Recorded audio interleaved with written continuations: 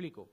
Un paciente que está en cirugía y se le opera de una apendicitis y hace una peritonitis y se pone muy malito, va a la UBI. Si en la UBI se muere, consta como muerto en la UBI, los de la UBI se lo han cargado. Y nos consta como proceso final muerto. Pero si sacamos al paciente y vuelve a cirugía y desde ahí le mandan a su casa, consta como proceso final de cirugía alta. Esto, a efectos de orgullo, pues a mí se me ha pasado ya, esto me da igual. Pero sí que tiene un interés a la hora de pedir ciertos beneficios de las direcciones. No está aquí el director médico, ¿no? Ciertos beneficios del hospital. Nosotros, al no tener evaluada nuestra actividad, pues no podemos conseguir muchas cosas que otros con menos sí pueden conseguir. La verdad es que la UBI, la medicina intensiva, tiene escasa posibilidad docente, muy parecido a lo que tiene anestesia. Esto prácticamente no se da en las carreras, los estudiantes no vienen a nuestra unidad, no sé si es que no les dejan o no pueden o no quieren, no lo sé. Y lo que he comentado antes, importantes dilemas éticos. Esto ya me queda un poco, ¿no? Desde el punto de vista laboral tiene cosas buenas, entre comillas. Es una especialidad que no tiene paro. Hay una ley en la Comunidad Autónoma de Madrid, en el INSALUD, que comentaba antes Borja, que es obligatorio que las UCIs de la Comunidad Autónoma de Madrid sean llevadas por intensivistas. Otra cosa que no sean UCIs, sean reanimaciones. Esto es un dilema, bueno, que no va a ser difícil que os demos una solución a esto, pero eso es lo que pone la ley. Esto hace que, como cada vez hay más hospitales, tanto públicos como privados, cada vez hay más UBIs, porque los hospitales obligatoriamente tienen que tener servicio de urgencias y cuidados intensivos. Y entonces ahí es donde tenemos posibilidad de trabajo. Y por último, una cosa que no es menos importante y que luego matizaré un poco con mi compañero, es que está reconocido mundialmente que la atención al paciente crítico el objetivo a buscar es que haya un médico encargado de ese paciente 24 horas al día y en dedicación exclusiva. Podrá ser un anestesista un anestesiólogo que se dedica a los cuidados intensivos, si eso yo no lo discuto. Pero está claro es que el gold estándar o el patrón a buscar es que un paciente crítico lo lleve un médico que se dedique a ese paciente durante 24 horas y en dedicación exclusiva. No patrones antiguos en el que, por ejemplo, es un ejemplo, un anestesiólogo operaba a un paciente, lo llevaba a la UBI, lo llevaba en el postoperatorio inmediato, pero se iba luego a hacer otra operación y lo dejaba ahí a cargo de otro especialista. Eso no es funcional, no es práctico y no es rentable. Y esto no solamente ha salido en revistas médicas, ha salido en periódicos generales como los que tenéis ahí, periódicos americanos que son los que nos guían un poco la pauta. Pero desde el punto de vista laboral hay cosas malas. La precariedad laboral, hay trabajo, pero el trabajo es malo. Esto no es exclusivo de cuidados intensivos. Es muy difícil la subespecialización, es posible, pero es difícil. Esta especialidad requiere, igual que en anestesia, igual que en muchas otras, una dependencia física importante. Es decir, hay que estar moderadamente en forma para poder llevar a cabo esta especialidad.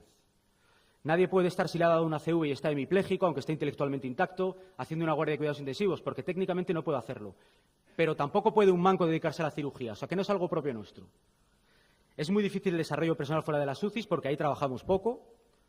Y lo que es más importante, esta especialidad está muy basada en las guardias. Cualquiera que decida hacer medicina intensiva tiene que estar dispuesto a hacer guardias por un tubo, por un tubo.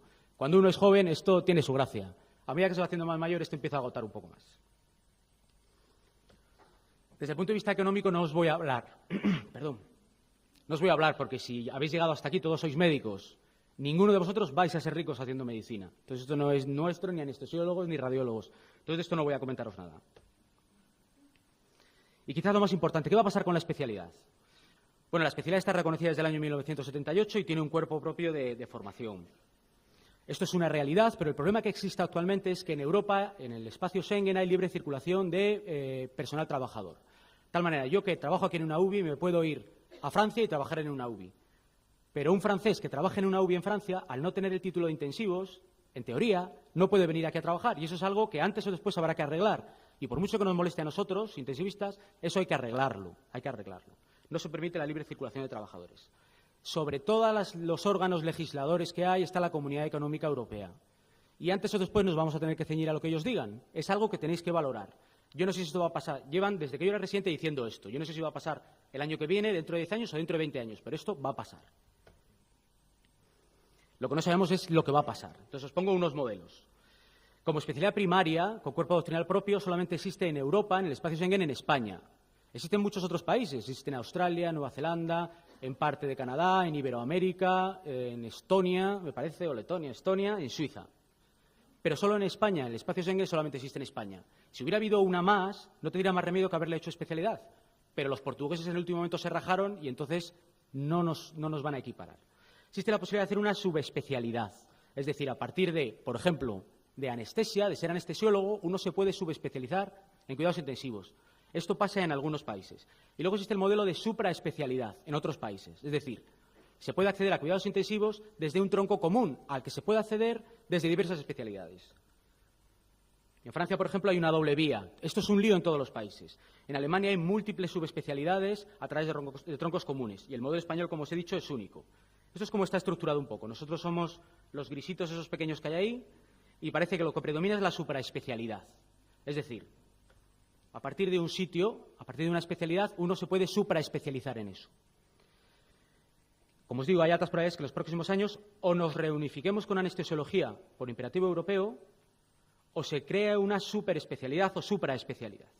Si esto pasa, estas son las dos posibles situaciones que pueden darse.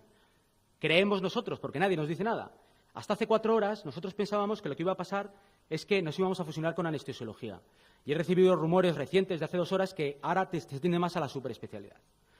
Si esto pasa, los intensivistas actuales siempre trabajaremos en las UCIs. No nos faltará trabajo, pero tendremos que competir, por ejemplo, con anestesiólogos, con cirujanos, con internistas, con traumatólogos, para poder trabajar en esas UCIs. Y eso es lo que nos va a pasar con nosotros. Ahora bien, nosotros nunca podremos trabajar probablemente ni de anestesiólogos, ni de cirujanos, ni de traumatólogos. Sin embargo, ¿qué va a pasar, por ejemplo, con los anestesiólogos? Que ellos podrán decidir en qué momento de su vida se dedican a hacer cuidados intensivos y luego, cuando se cansan, pues me voy a poner epidurales a otro sitio más relajado. Y eso es algo que debéis saber y que probablemente nosotros no podamos. En cualquier caso, un poco de filosofía ya para terminar. La medicina es la profesión que habéis elegido, la profesión, todo el mundo está de acuerdo, que exige, que tiene mayor capacidad de servicio y mayor capacidad de autocrítica. Esto no sé si es bueno o malo, pero esto es así. Y la medicina intensiva es el paradigma de esto, es servicio y autocrítica, con lo bueno y con lo malo que tiene. Y como dijeron estos dos grandes filósofos del siglo XX y parte del XXI, que debéis conocer, y si no, empaparos sus obras, el tiempo no espera. Como no sabemos lo que va a pasar, en el momento actual, si alguien quiere tratar con pacientes críticos, debería hacer medicina intensiva en este momento. Otra cosa es que tenga dudas, y ante la duda, la más tetuda. Muchas gracias.